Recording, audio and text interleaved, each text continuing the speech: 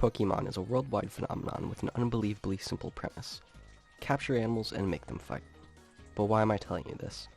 You're watching this to observe my opinions on the games Pokemon Sun and Pokemon Moon. I'd assume you have experience with this series already, but if you don't and you're just curious, it doesn't matter.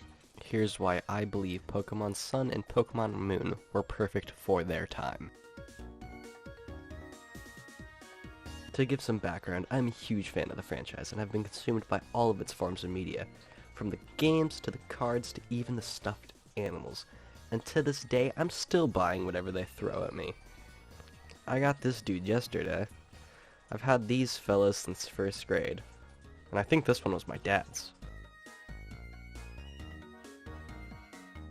Now I want to start by saying that I do not believe Pokemon Sun and Moon are the best games in the series, far from it.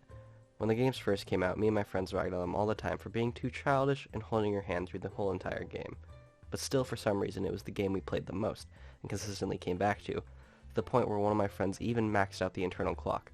So to this day, we still don't know exactly how much time he put into it. And I like to think that there's a reason why we kept coming back to it. You see, Pokemon Sun and Moon came out November 2016, when I was in the 8th grade. I had to sell Animal Crossing New Leaf to buy it, but to a 14-year-old, a new Pokemon game was all I could dream about. The hype going into this game was so huge. Me and my friends were just old enough where each one of us was able to get a collective $40 at one time to all buy it release week.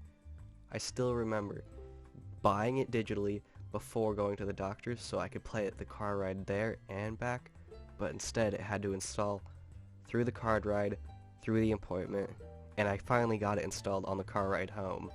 But by the time I was home, I still hadn't even gotten to the part where you need to pick your starter. Hopes were high going into this Pokemon game. I was a little too young to want to play a Game Boy instead of my shiny new 3DS, so I just kept playing the new games. But this was supposed to change it all. You see, this game was being marketed for adults who used to love the old games, but fell out of it over time, so this was supposed to reel them back in. So I figured this game would be more like the old one. Now, this game isn't remembered too fondly because it was supposed to be for new and old fans alike, and the Rockruff scene might even make you think it was M-rated. Side note, before making this, when I was doing research, I looked up, why is Pokemon Sun and Moon the best game? And I found this article that said top 15 reasons why you should buy this game. And number 12 out of 15 was just Team Skull. And I just gotta say, Team Skull is the weakest aspect of this game. The most dog-ass aspect of this game. Absolute trash.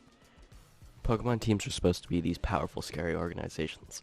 Team Rocket was like a mafia, Team Flare was a bunch of hype beasts, and Team Plasma was practically a cult. You see, Team Skull, on the other hand, were just like middle school kids. And it was super annoying, but being in middle school myself, I was already deal with these kinds of kids every day. For example, Team Skull would be the kids that would stand in the rain instead of the undercover area. Like, dude, why? Or the kids that would wear shorts and a short sleeve shirt on a day where the whole bus is frosted over already. There's just no point they're being tryhards. They're an awful team. They have no substance. They're just tryhards.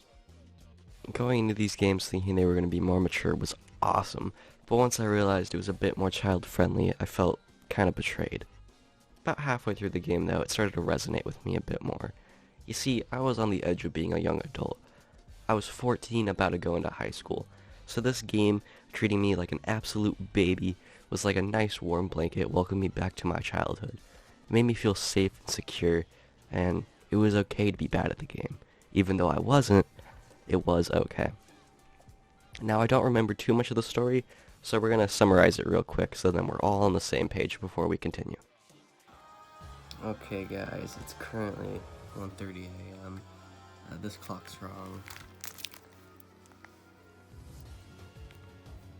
Yeah, 1:28. So I'm writing the scripts for this video right now, and I just remembered that in this 3DS, I had the SD card with my original Pokemon Sun, and since it was hard installed onto this, I think it's on the SD card. But I don't see anything on here.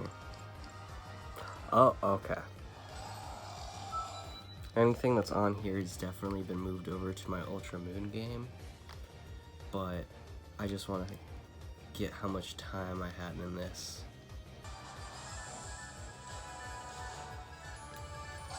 Ooh.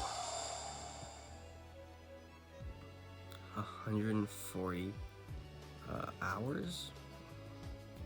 Oh yes, that'd be 140 hours and 28 minutes. And then I think there's another 50 something on Ultra Moon, if I remember correctly, so that's like 190, almost 200 hours on Pokemon Sun and Ultra Moon. Not even close to my buddy's like 999, but yeah, damn, I did commit a lot of life to this. You start the game just like any other. You talk to a professor, get one of 3 starters, and meet your rival. In this game, his name is Hau. This is the golden standard for all Pokemon games, but the big new thing this generation was the island challenges instead of gyms. To put it simply, instead of fighting a gym leader at the end, you'd fight a very big Pokemon and then another practically gym leader. It was just one more step. I somehow completely forgot about the main villain of the game. Her name is Lusamine. Her husband fell into Ultra Space, so then she gets obsessed with Ultra Space and Ultra Beasts, which kinda are, kinda aren't Pokemon, therefore then creating the Aether Foundation. She's also the mom of the other 2 main characters, Gladion and Lily. Gladion and Lily are the other 2 main characters of this game. It's kinda like you're living through their story in a weird way because the main villain is their mom, and they both have actual stories. While your character, while you do, yes, experience everything in the game, your character does not have any growth, any development, and doesn't even show emotion. Your character just exists within their story, which is very weird because they don't travel with you, you just travel and then run into their story and learn different bits and pieces of it. It's not cohesive and not a good way to tell the story, but I digress. If you want to learn more about the story of this game, then I strongly suggest you check out Daisy Soar's video. But for this, we don't really care too much about the story, we more care about the fact that this game actually has a cohesive story. You see, stories in Pokemon games aren't fairly common. The usual formula is big bad guy team tries to summon 1 or 2 Pokemon, the legendary box Pokemon usually, like in Ruby and Sapphire, and then Diamond and Pearl. That's about the traditional story. Pokemon Black and White was the first one to kind of change it. It was still pretty much the exact same formula, but it was a little wacky. And then Pokemon Sun and Moon completely just flipped that on its head. One of the bigger changes was the fact that the box Pokemon would go with you on your journey. In this game, their name is Nebby, and at the end of the game, they turn into your said respective box Pokemon, which was completely different and something we've never seen before. Pokemon Sun and Moon is the apex Pokemon game. It came out right before this new generation on the Switch, so it took everything from every generation before and pretty much built it. It had every Pokemon from Generation 1 to 7. It had Mega Evolution, the best new addition in years, and it added its own new thing, the Z Crystals, which were hit or miss, but the fact that it had Mega Evolution still and brought something new to the table with an amazing online battle system and amazing competitive play. It made me start feeling nostalgic for the game, so I tried to play it again to see if it still had the same feeling to it.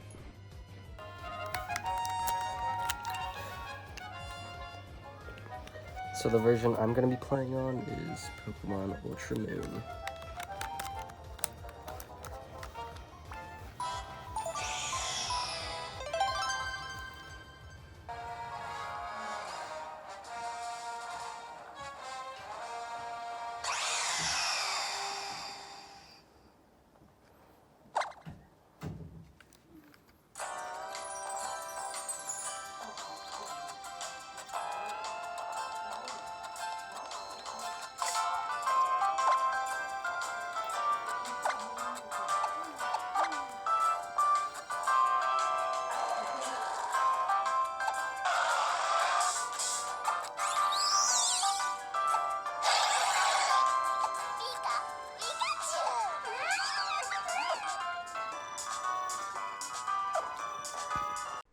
Now, I'm just now realizing that this video is more about why I personally love Pokemon Sun and Moon and what it did to me and my friends, and not about why the game is objectively good, which it is, and I have many points on that, but the idea for this video popped into my head, and I just went for it out of pure passion, and here it is, now created, and I created a whole new YouTube channel for it too, and I'm really hoping to maybe eventually do a part 2 where I go over why it is objectively good, not why it's good to me in my own standards.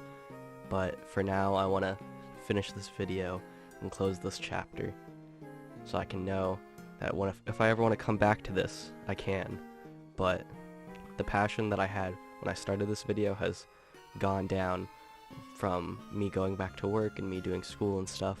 So I'd rather just finish this video and close this book for now, and maybe reopen it sometime soon when the passion rekindles. So thank you from the bottom of my heart if you watched all the way to the end of this video. Thank you so much, and I hope you consider leaving a like or maybe possibly subscribing. And I hope you have a great rest of your day.